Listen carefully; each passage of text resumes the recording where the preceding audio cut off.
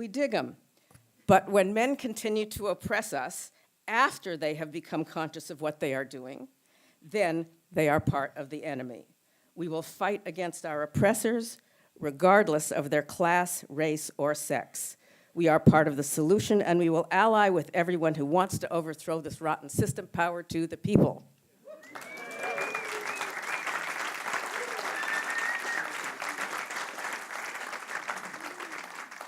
Max titled my piece, Why the Women Are Revolting.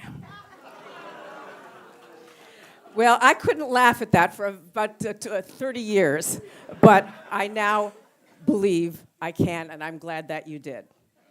So I want to end my talk briefly with talking about the Berkeley Liberation Program that Tom mentioned.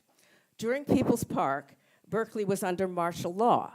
Gatherings of 3 people were forbidden. At Tom Hayden's insistence, we met in an Art Deco hotel in Oakland to write the program, which began, "The people of Berkeley passionately desire human solidarity, cultural freedom, and peace." If I had more time, I'd tell you a little bit about point number 7, the only one of the 13 liberation points that got implemented. We will protect and expand our drug culture. Hey, marijuana's legalized. We did that one, that's the only one. But the point I want to talk about, again, very briefly, is point number 5. We will struggle for the full liberation of women as a necessary part of the revolutionary process. We wrote point 5 in the women's restroom in a time before separatism, but at the beginning of identity politics. We will create an unfettered identity for women. We will end job discrimination. We will end manipulation of women as consumers and exploited sexual objects. We will not tolerate harassment in our parks. We will achieve full control over our bodies. We will end all forms of male supremacy, inequality, authoritarianism, and male chauvinism by any means necessary.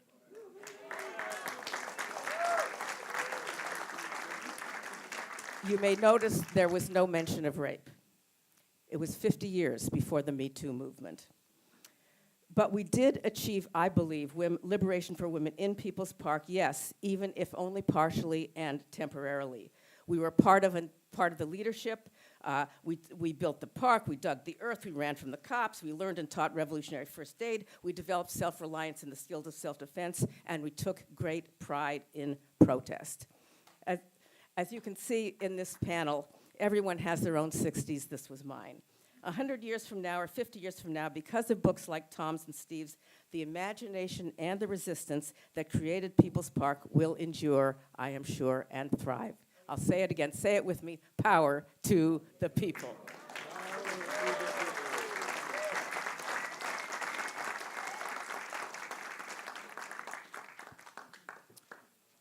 Michael Lerner, a leader of the Berkeley chapter of SDS, had taken out the original permit for the Sproul Plaza rally on May 15th, 1969, which was to have been about the issues of Israel and Palestine, but which, in the event, was devoted to People's Park. He was later branded by J. Edgar Hoover as, I quote, one of the most dangerous criminals in America for his opposition to the Vietnam War. He received a doctorate in philosophy in 1972 from UC Berkeley. Later, he became a rabbi and founded the Jewish progressive journal Tikkun.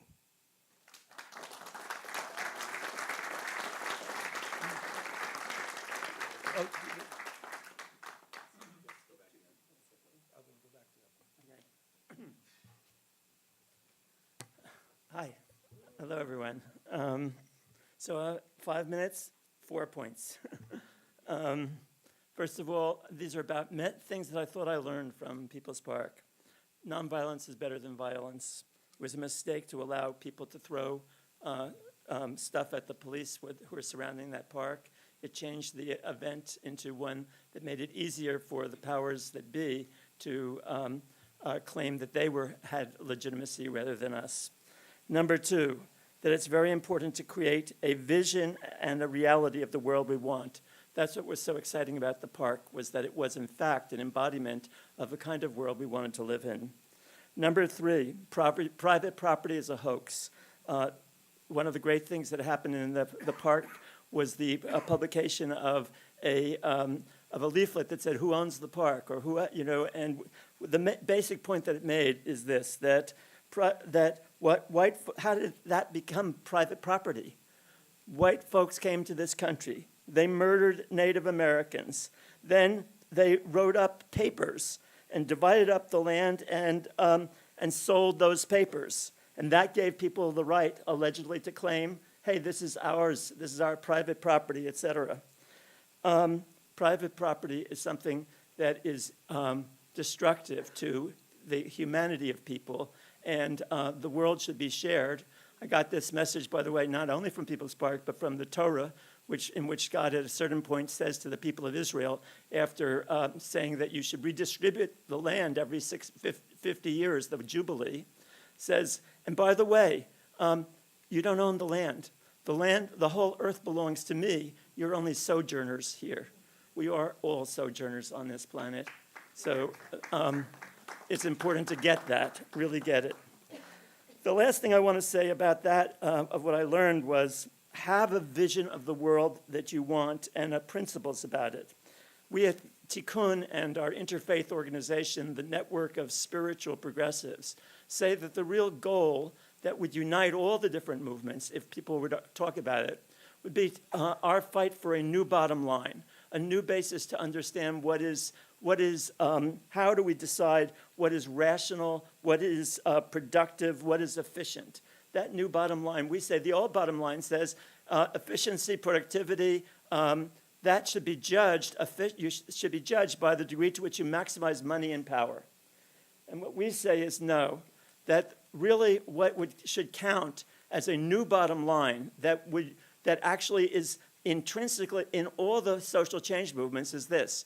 The new bottom line says that efficiency, productivity should be judged, rationality should be judged by the degree to which any institution or any practice maximizes people's capacity to be loving and caring for each other, caring for the earth, caring for the well-being of everybody on the planet, and supporting social justice, and being able to look at other human beings as embodiments of the sacred rather than look at other people primarily from the standpoint of what can you do for me? How can you be useful for me? How can I get something from you? So this way of looking at other human beings should be part of the new bottom line, and similarly with the earth itself and the universe, to look at the universe and the earth not simply from the standpoint of, gee, is there something here that I can turn into a commodity and sell, make some profit off of, but to look at the universe from the standpoint of awe and wonder and radical amazement, and appreciate it not simply as something of use value, but of something that is valuable in and of itself. That new consciousness really is embedded in what brings people into the liberal and progressive world. And I'm here to say that we at Tikkun and the Network of Spiritual Progressives want to encourage people to talk about this new bottom line, because so many people actually are moved by that, but nevertheless, in their articulations of what they're about in the public world, they narrow their focus to something that seems more realistic. So the last thing I say around that is, don't be realistic. Don't be realistic. Go for your highest vision of the good.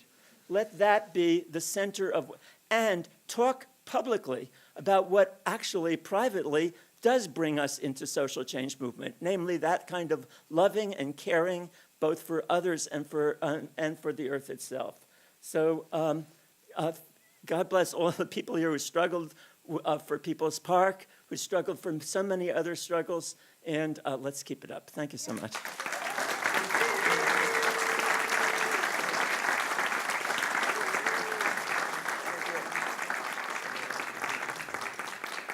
Jane Shear helped make possible one of the country's first alternative newspapers, the Berkeley Barb, which I remember selling as a 14-year-old on Telegraph Avenue, my hands blackened with the ink of that paper, which seemed to come off the moment you even looked at it.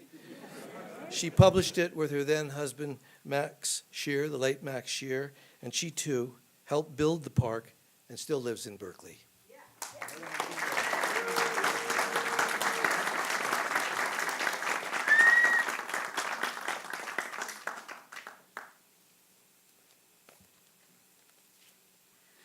When the park was formed, a few of us naively imagined that a social revolution, thank you, had begun.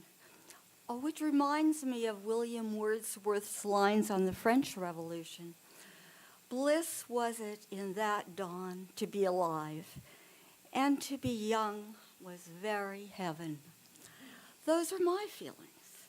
I anticipated a glorious future. Quoting Dickens on the French Revolution, it was the best of times, it was the worst of times. If creating the park was the best of times, what was the worst of times?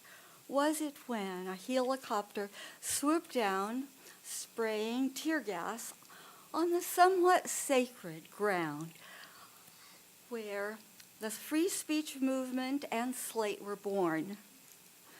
No, the worst of times were when Donovan and others were shot and James Rector was killed. When the helicopter gassed us on Sprout Plaza, we sprinted down Bancroft, and I remember Michael Delacour saying, very companionably, "You shouldn't run in those boots," these same boots. "You should wear sneakers." I could run well in these boots, and I enjoyed being chased by the National Guard. Nowhere in my reading in this book does anyone say that dodging the National Guard was exhilarating and that eluding the guard was at times